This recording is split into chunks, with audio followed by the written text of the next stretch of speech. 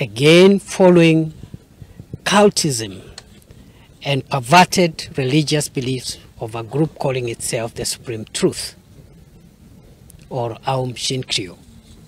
That was in 1995. After that event, Japan has never been the same again. What am I trying to say? I am convinced beyond doubt that what has happened here in Shakahola is the turning point for how Kenya handles serious threats to security posed by religious extremism. Therefore, the government admits that this should not have happened. But the government, which I represent here, wants to assure the nation of Kenya that nothing like this again will happen. It won't happen. I know it is very easy to start pointing fingers.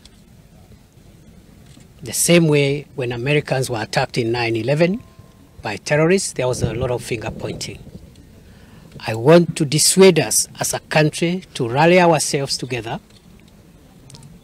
And instead of pointing fingers, first and foremost, we must do whatever it takes and save any living among us who could be under the custody of these terrorists, whether in this property or elsewhere in this country. We must rally ourselves and make sure that we save lives and that there is no further loss of lives from this kind of dangerous criminality. Therefore, for Mr. Mackenzie and all the people who helped him get away with this kind of barbarism, we are exploring all the legal books available. And let me at this juncture say I was impressed by the Director of Criminal Investigations and the Director of Public Prosecutions, who were here together with the Inspector General of Police. And when they visited this scene, I was happy not only at the seriousness in which our agencies have taken up this matter at the highest level, but also I was glad to hear the Director of Public Prosecution saying that he is exploring charging Mr. Mackenzie and his group with terrorism. And I want to encourage the Director of Public Prosecution that it is not far-fetched to build a case of terrorism from what we have witnessed so far from this scene of crime.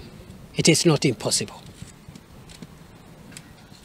In fact, over and above terrorism, I am convinced beyond doubt that a case can be built for charging Mr. Mackenzie and all his collaborators, including those who helped him to dig graves and dispose bodies who have been murdered.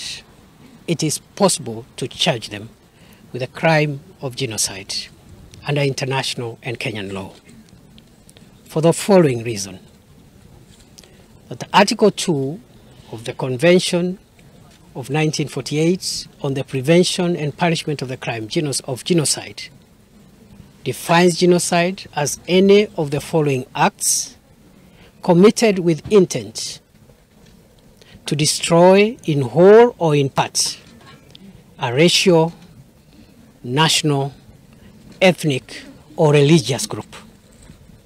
I repeat, Article 2 of the United Nations Convention on the Prevention and Punishment of the Crime of Genocide of 1948, and which Kenya is a signatory and a party to, defines genocide in the following words: it is any of the following acts committed with intent to destroy